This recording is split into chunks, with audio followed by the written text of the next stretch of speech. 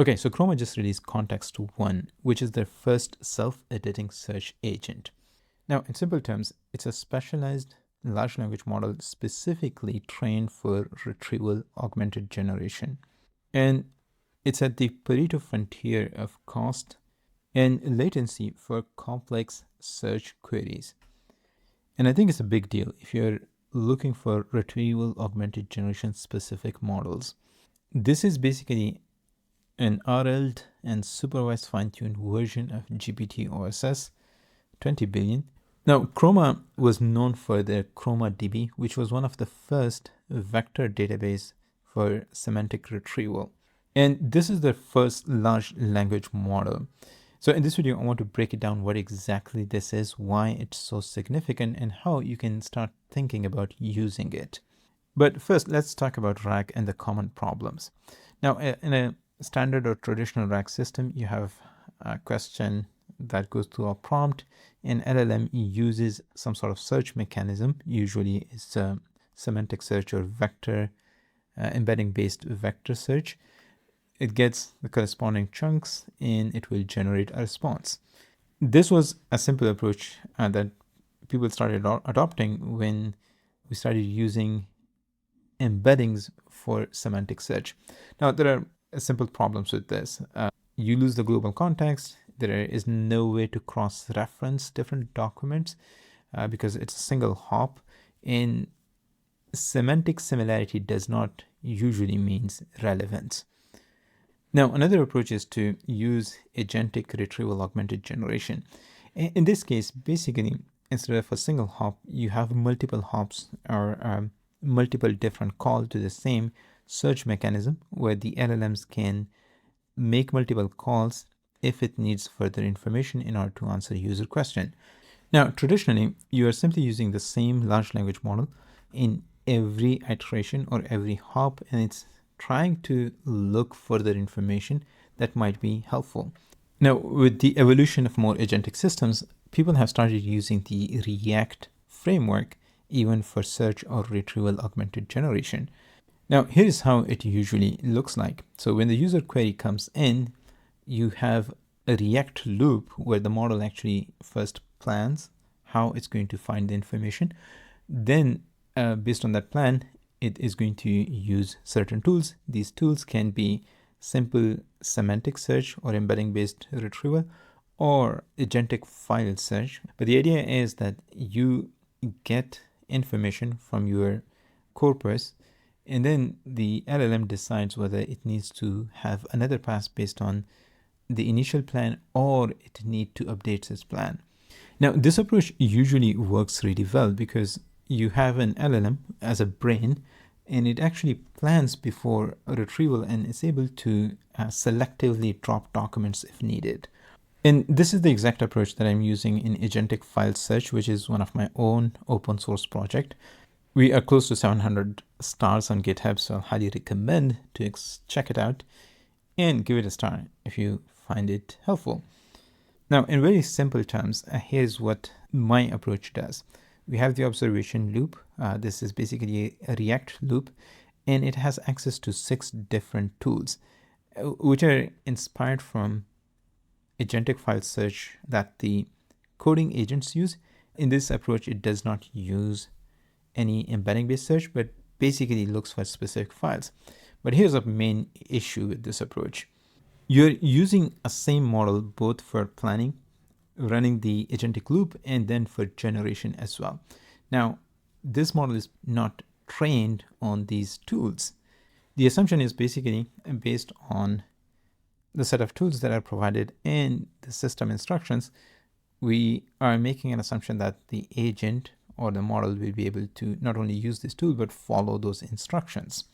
Now, this approach works for frontier models. However, for smaller models, it usually breaks.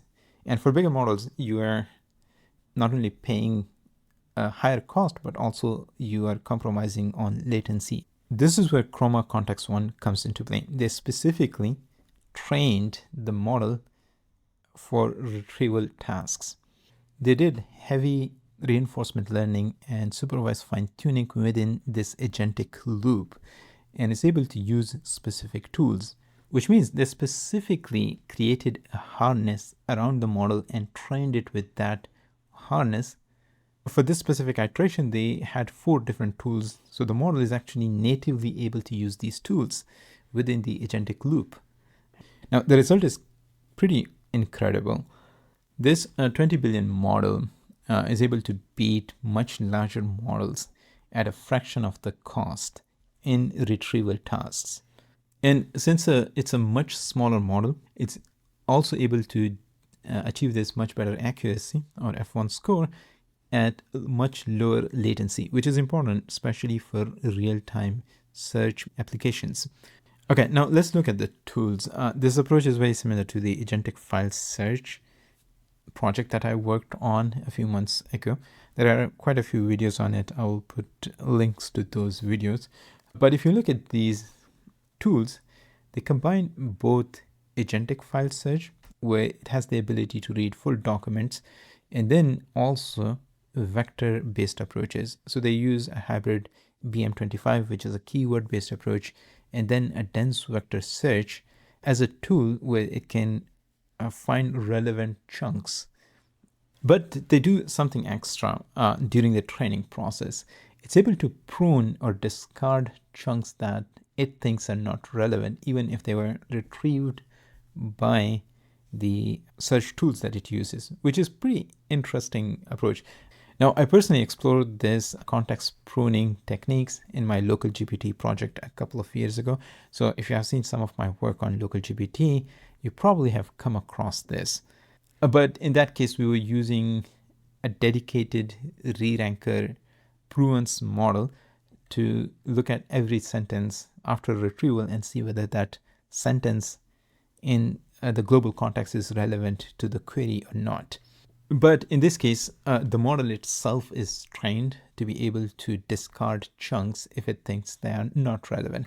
So here's how this works. The model itself has a context window of 32,000 tokens. So during the initial retrieval, it will find specific chunks that it thinks are relevant. Then when it's closer to a soft limit threshold, it's going to look at all the chunks and decide to discard chunks which it thinks are just eating up the context window and resulting in context rot. Now, after this, basically this is kind of a compression technique that it adopts, and it can continue retrieving further documents during this agentic loop if it thinks that it needs further context in order to answer the user question. Now, I think this self-editing context window is what makes this model and approach special. Now, in the official blog post, they have shared how to replicate this model. It also includes the synthetic data generation pipeline, which I think is going to be useful for people who are thinking about building complex retrieval system. Now, here's a quick example, and especially if you're thinking about building data sets for evaluation or even training these types of models, this is something you want to look at. So in this case, this is basically a data set generation pipeline. So it says that given a seed topic, an agent explores the web and collects documents containing unique verifiable facts. The next step is task generation, where basically converts these documents into different clues where the model has to reason in order to get to the answer. Then the next step is to make sure that there is a supporting document and you can verify those answers based on those documents. Now, you also want to include some distractor, and this is what you're going to see in real world.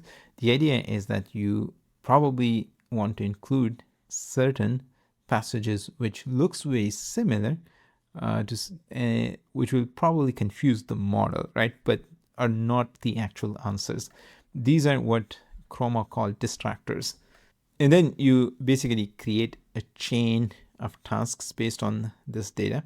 So you can have different variations generated based on the verifiable answers that you have. Now, here's something very important that you need to consider if you're thinking about using models like Context 1 in your search or retrieval systems. It should only be used as a part of the retrieval pipeline, not the generation pipeline. Now, in order to explain this, let's look at this 3-tier architecture that I introduced in one of my previous videos. And the idea here is that you want to use models like Context 1 as a search subagent that's able to find the relevant information to the user query. But for the actual reasoning or generation of the responses, you want to use a much more capable frontier level model that's able to reason through the retrieved information. And then you have tier 3, which is basically your data infrastructure that is completely separate from your search subagent and the reasoning layer. Now, the separation of concerns here will really help you optimize your system. You can just pick one of the approaches in one of the layers, and this is not going to concern any of the other layers. So the most important thing is going to be how good is the retrieval accuracy. And they did some comparison with the base GPT OSS model. In general, this RL supervised fine-tuned model is much better at retrieval as expected compared to the base model. But it does that at a much lower cost compared to some of the other models that are available. And as I mentioned before, it's much faster because it's a specialized but very small model. Okay, so if you want to use this model, there are a couple of options. First, they have an API which has a wait list, so you need to actually wait for them to make it available. You can apply and join the wait list. Now, the good news is that it's an open source model, so the weights are already out. So you can download this and try to build a harness around it. The bad news though, the harness with which this model was trained is not public yet, which means running the model without it will not reproduce the results reported in the technical report. And this is very important. This is what we are seeing even in the coding agents.